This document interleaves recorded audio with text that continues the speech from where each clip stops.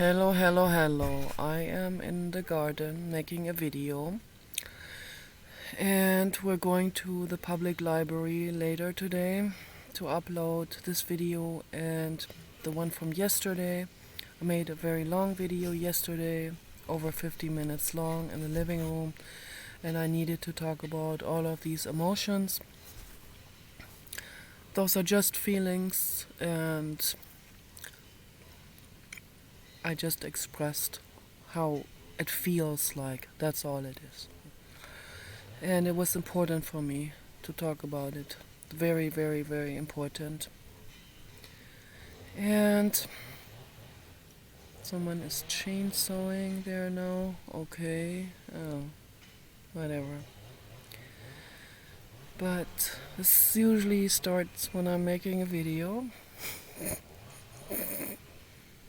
This is too much chainsawing going on here in this neighborhood. These people, they have absolutely no appreciation for life. Makes me infinitely sad. So, I think it is very, very important to express how we feel just by ourselves. If we are in the room, just talk about things. I was yesterday under the cedar tree, and I talked to the Mirage Man under the cedar tree, and that was important for me also. And I cried rivers, rivers and rivers and rivers. So much, such infinite sadness. And then I felt a little bit better, and making the video made me feel so much better, because I felt like I said it, and then I will also share it publicly, and that makes me feel even better, although it is scary and I feel self-conscious. It makes me feel better that I share that with other people, because we're social animals, okay? We need to share how we feel. But saying it to yourself is very, very good too. It's very beneficial too. But sharing it with others is even more important. Sharing it with someone else is very, very, very important, because that is what interaction is about. That real interaction, not superficial Hollywood, not like where you work for someone and you're polite. That's fake interaction. Real interaction, when you really share with someone else, or with other people, or with a group of people, or publicly. Share with the public or other people everything about the way you feel, how other people made you feel. So incredibly important. If we don't do that, then the other people don't know what happens with others. They will misunderstand. They will keep misunderstanding the other people. Even though I might chase everyone away with these videos, and everyone is just totally freaked out and thinks this is obnoxious. Okay, how can someone be so wide open? And how can someone make, people... My mother always said to me that you can't show your vulnerability. I always questioned that my whole life already. And I hear other people say that too. But then how can we ever interact? How can we ever know what the other person is actually feeling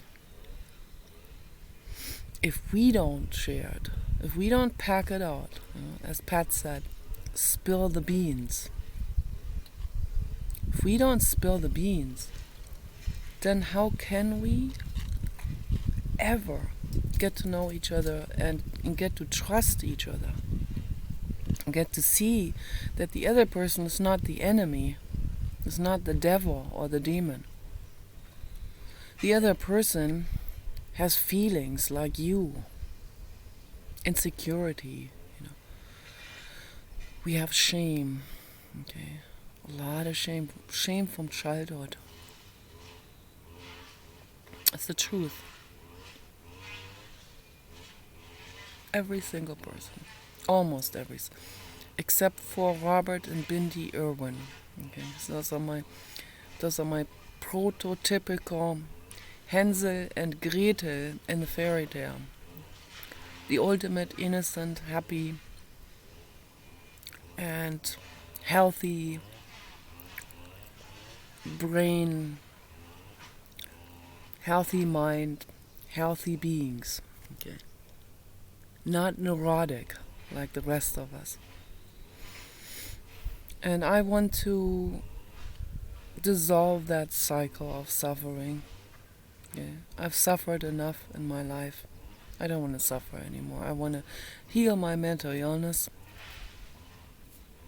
And the way I start with that is by sharing how I feel and by interacting with people. I've interacted now for about a year and 3 months in that one chat room called the group therapy.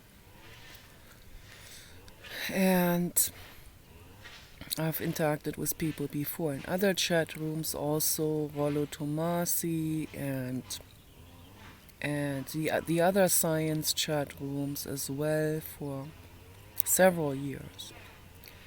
But it wasn't really intense, so that it was quite superficial with the other chat rooms, because nobody ever opened up. I opened up to some degree, but when I had my dogs, I was still somewhat content.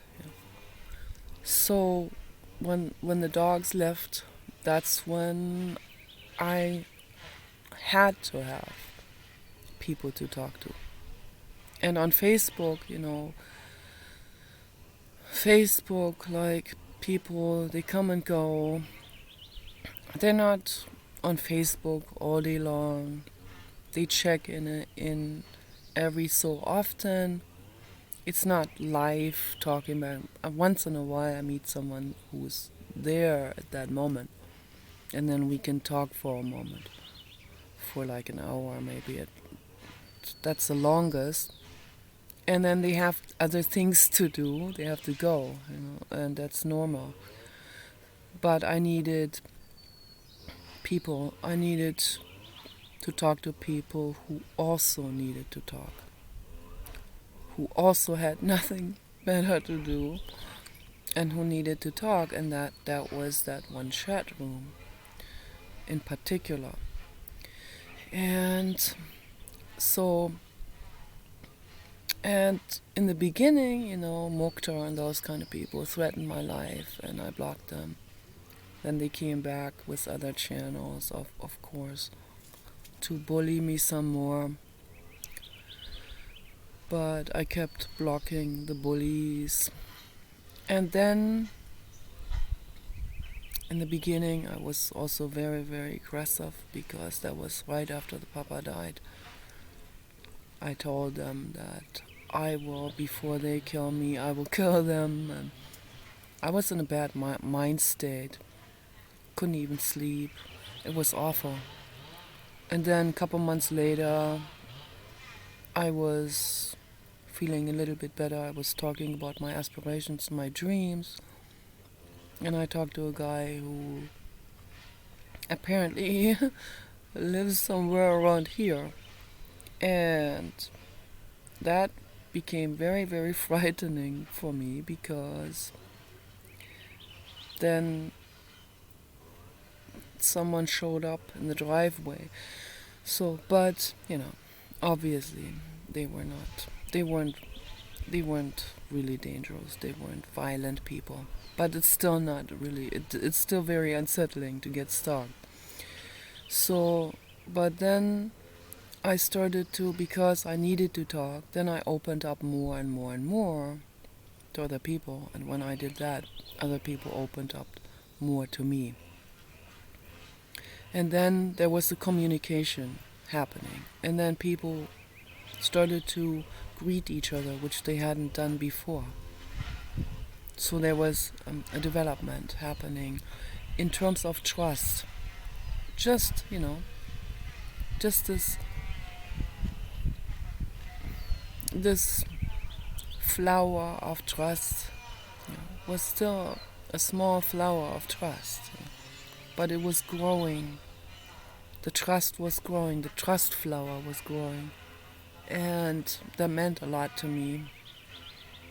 And then I became emotionally attached to the people, just as friends that I know. They always accuse me of just trying to reel in a guy, and it's just simply not the truth. Okay, it's not why I was in the chat room. When I fell in love with the Mirage Man, yeah, of course I wanted to reel in that guy, but didn't work.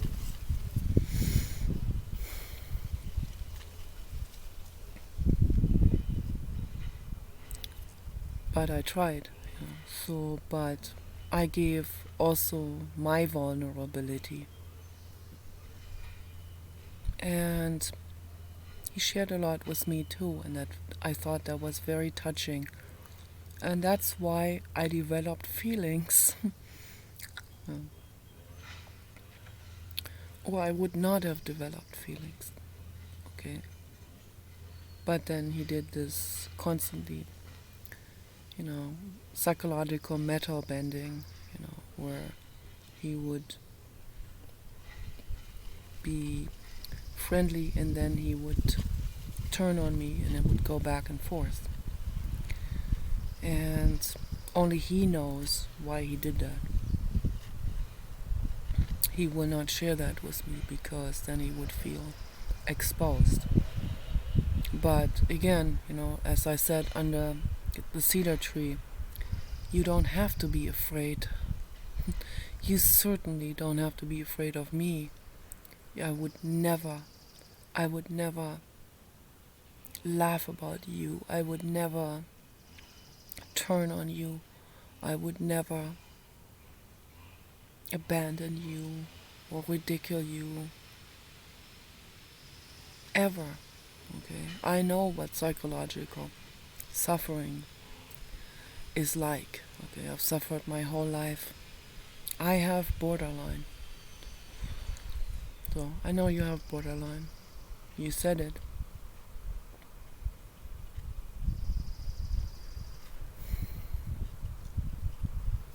And it's real hard.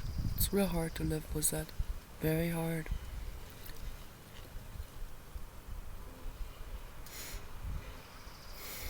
But the way we heal is by sharing how we feel. That's the only path. The path into the feelings. You don't have to share it in the beginning. You can just go out into nature. You can talk to an animal. That helps a lot. I used to do that in LA. I talked to raccoons and cats and dogs and opossums. Opossums would come up to me for some strange reason. They would come up to me. They would see that I like them. So they all come over to check and see if I have something to feed them. And then I would just tell them my life story. One time an opossum would walk next to me on a wall. There was like a wall next to the sidewalk that separated the sidewalk from a large industrial property and palm trees on the other side. And the opossum would walk next to me on eye level, like the wall was as high as my head, and he would look at me while he was walking next to me, just like a person. He would go like, oh yeah, oh man, that sucks, you know.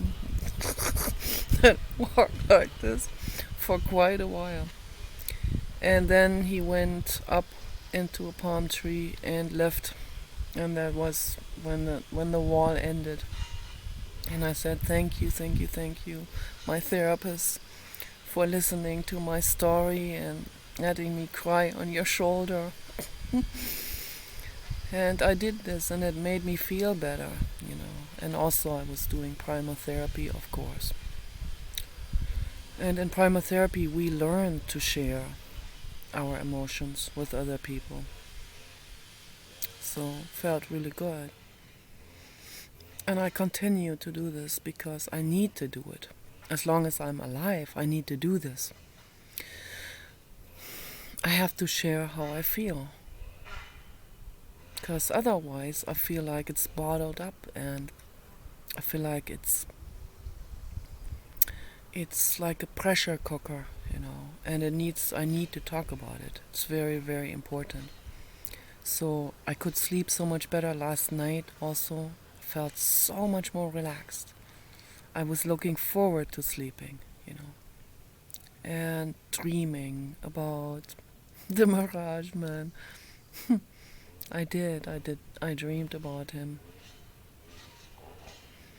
And I can do this now without this incessant, that incessant need, like, I must have him. That is no longer there. So, and the only way we can dissolve this incessant need is if we share how we feel, and if we do that inwardness meditation process. That's the only way we can move forward with our own minds and energetic fields and body.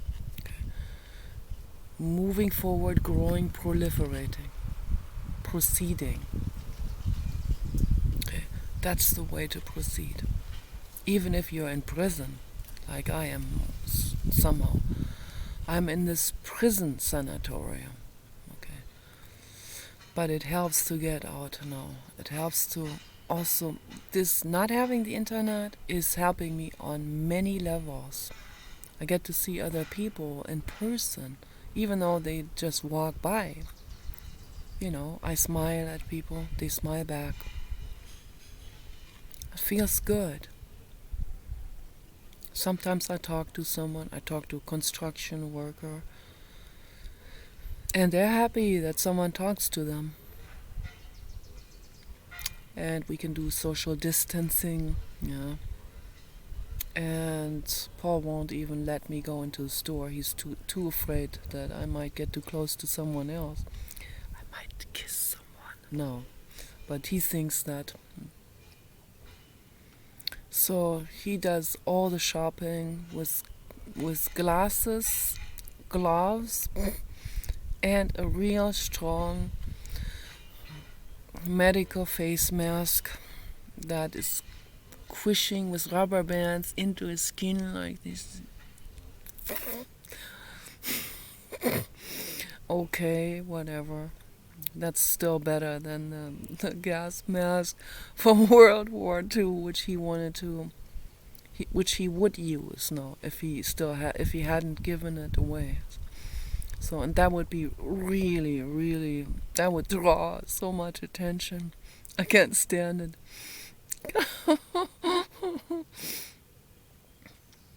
So I try to blend in and not be noticed so much, but I'm still noticed. I guess my haircut.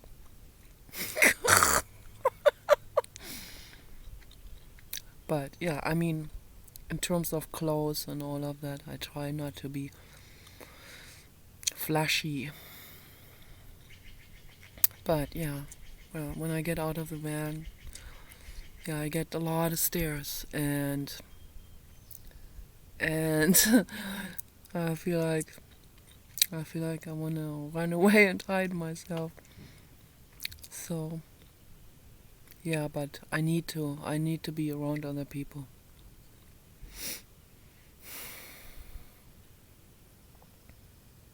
It feels good to get out of the house. And it feels good to make the videos. And feels good to write to people on Facebook and YouTube. And it's not just about reeling in a man. No, that's not it. And even if it was, there's nothing wrong with it whatsoever. Okay? Yes, I have needs too, like everyone else. Okay? I have mental needs and I have physical needs. Okay? And that's normal. Very normal and healthy. And it's very, very important to talk about all of these things. It's important to talk about, particularly to talk about the stuff that nobody wants to talk about. That's really important. That's the most important.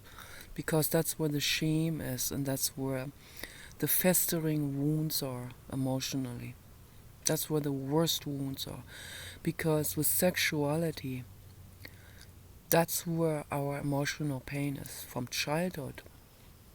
From the first line, as Dr. Arthur Janoff was talking about, the first line of childhood pain, which is pre-birth, birth, and half a year of age, the most vulnerable time in our lives. And that pain latches onto our sexual behavior and our sexual needs, believe it or not. And so then society stigmatizes sexuality and voluptuousness and all that goes with maternity and maternalness and mammalia and genitalia and so on, And it is so important that we unravel all of these conundrums, okay? And we talk about it and we sort it all out, okay? Very, very, very important. So, peace and love. I love you infinitely much.